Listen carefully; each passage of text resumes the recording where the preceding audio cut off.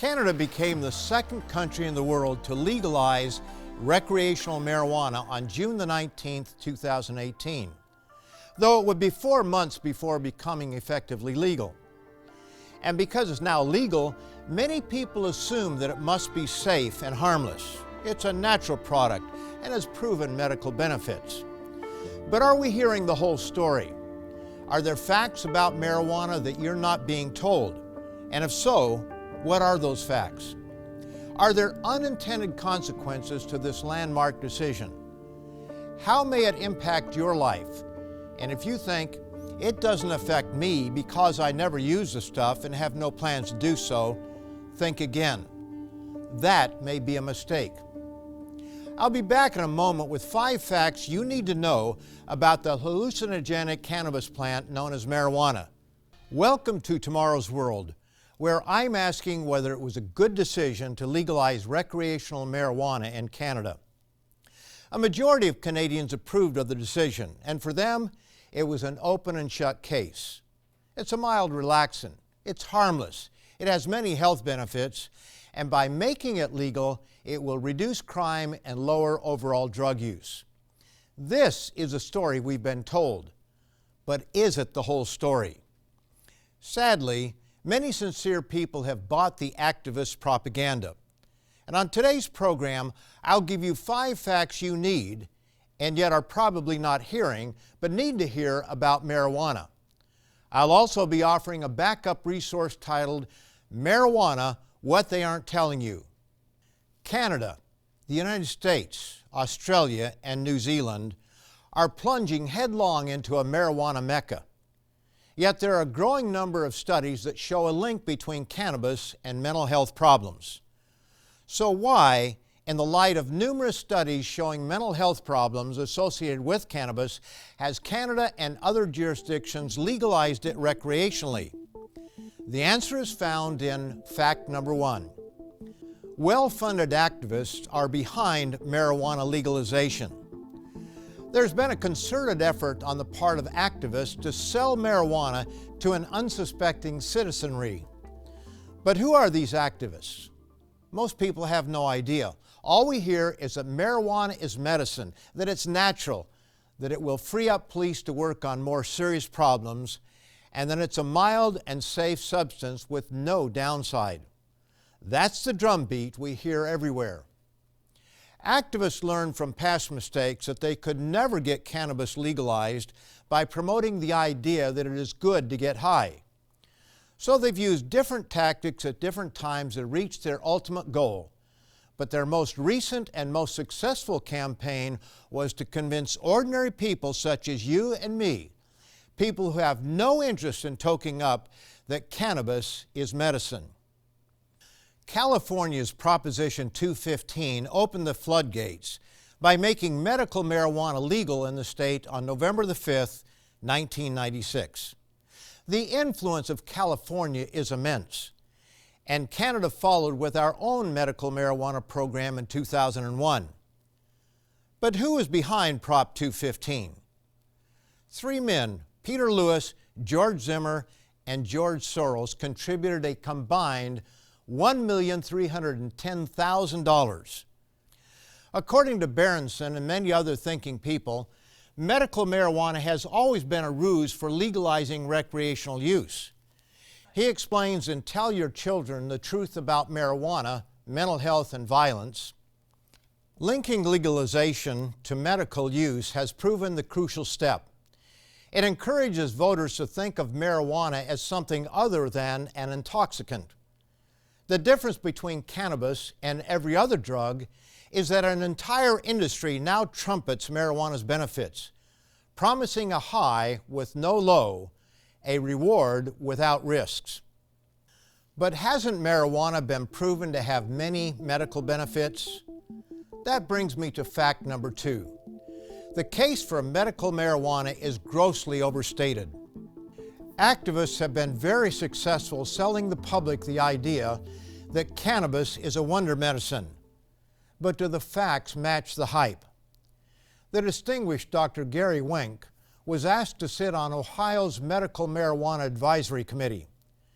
The Ohio State Medical Marijuana Program limits participation in the state's program to these diverse conditions: AIDS, amyotrophic lateral sclerosis, Alzheimer's disease, cancer, chronic traumatic encephalopathy, Crohn's disease, epilepsy or another seizure disorder, fibromyalgia, glaucoma, hepatitis C, inflammatory bowel disease, multiple sclerosis, pain that is either chronic and severe or intractable, Parkinson's disease, positive status for HIV, post-traumatic stress disorder, sickle cell anemia, spinal cord disease or injury, Tourette's syndrome, traumatic brain injury, and ulcerative colitis.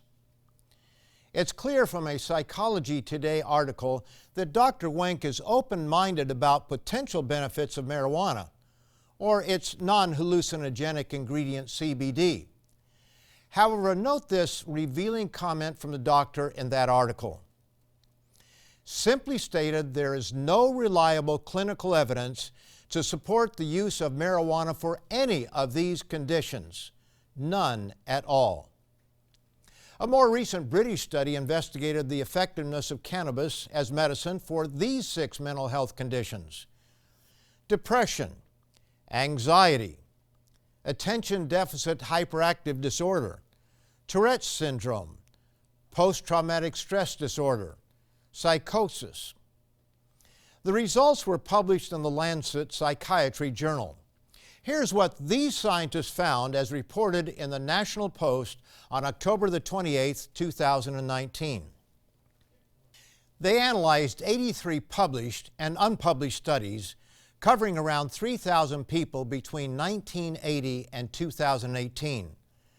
They found that pharmaceutical THC, either with or without CBD, made psychosis worse and did not significantly affect any other primary outcomes for the mental illnesses analyzed.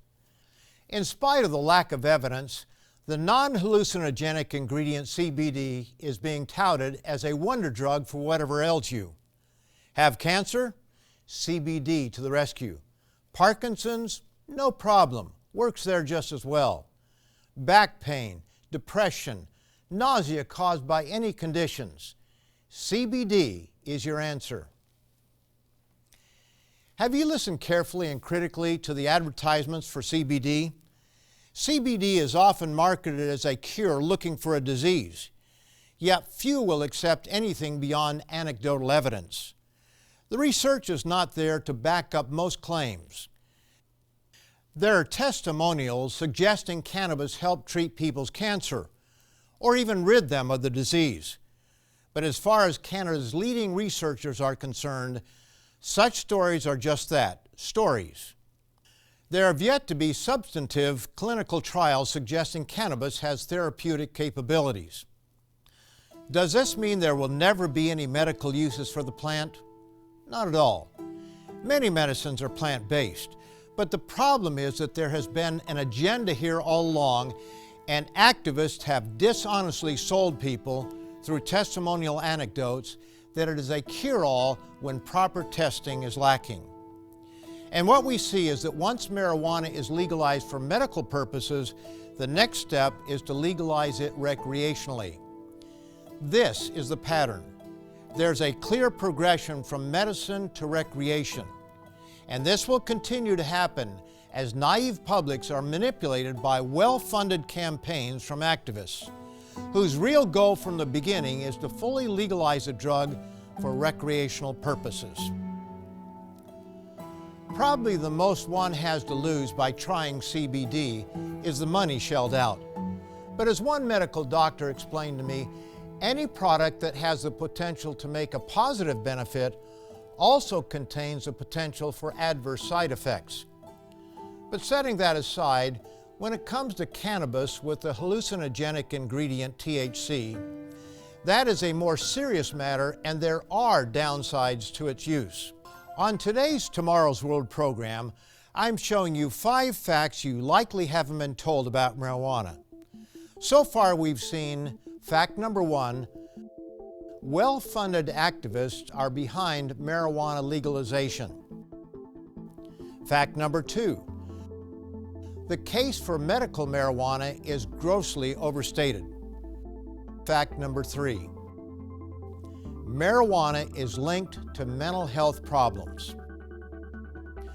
Dozens of studies from different countries show there is a connection between cannabis use and mental illness. A number of physicians and parents are pushing back against the long-held assertion of users and advocates that marijuana is a safe, benign, and even beneficial drug. Those sounding the alarm include the nation's mental health czar, as well as doctors in Colorado, California, and Massachusetts, where marijuana is legal for recreational use. They say the facts are irrefutable.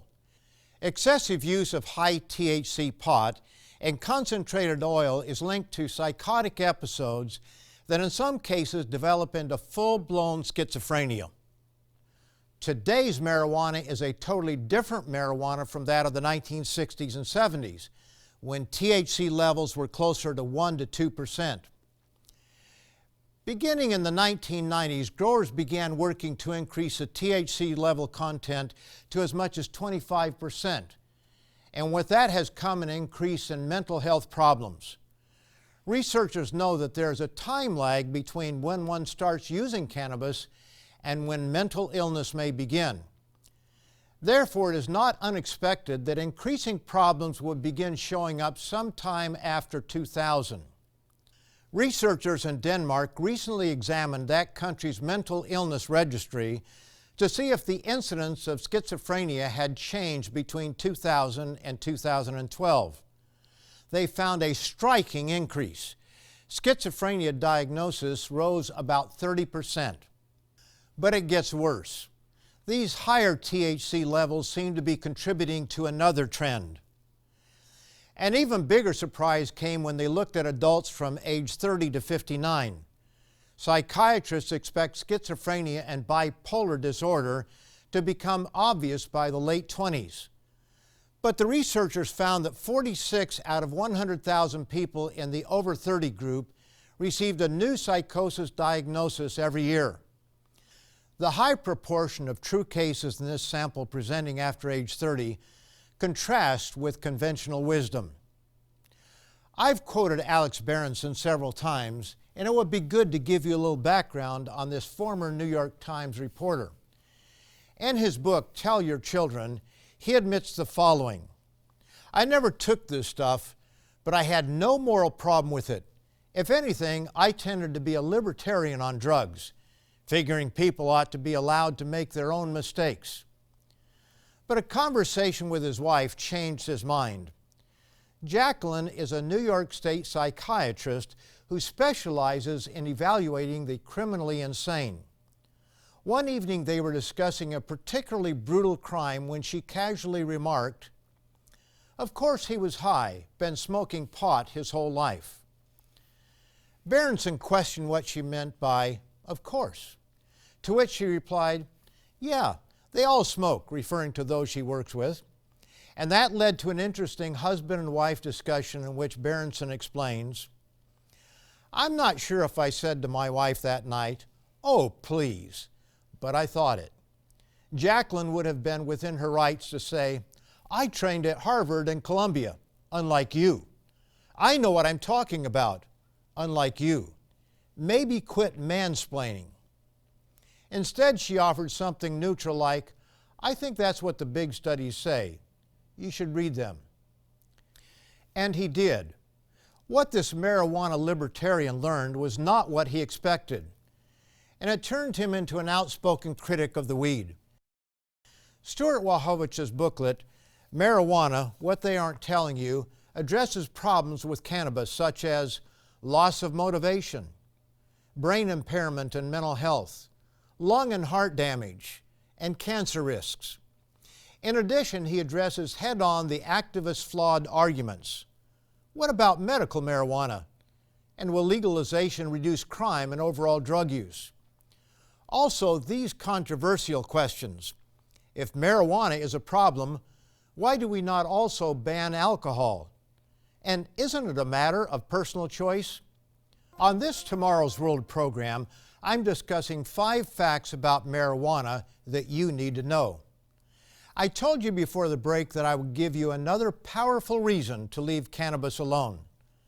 It's something that Jacqueline Berenson sees firsthand in her work as a criminal psychiatrist. Fact number 4, cannabis is linked to violence. Most people think of marijuana as strictly a calming drug, but is this the whole story? Not according to this 2016 Psychology Today article. New research published online in advance of print in the journal Psychological Medicine concludes that persistent use of cannabis may cause violent behavior as a result of changes in brain function due to smoking weed over many years. Researchers have long debated a possible link between use of marijuana and violent crime. In contrast to alcohol, meth, and many other illegal drugs, the mellowing effects of cannabis seem unsuited to promoting violent behavior. However, ample previous research has linked marijuana use to increased violent behavior. Sarah Young, writing for The Independent, a well-respected British online newspaper, reported the following in an article titled, "Smoking Cannabis Increases Violent Behavior in Young People with Mental Health Disorder. Find study." A new study on cannabis has found that users with mental illness present an increased risk of violent behavior. And while previous research has already shown a link between cannabis and aggressive behavior, this new study found that users who continued to smoke at each follow-up appointment increased their risk of violence by 144%. With a recent meta-analysis of neuroimaging studies demonstrating that chronic cannabis users have deficits in the prefrontal cortex, a part of the brain that inhibits impulsive behavior. It's important to note that most people do not exhibit violent behavior, but a small percentage do. And the problem sometimes happens suddenly with no previous warning signs.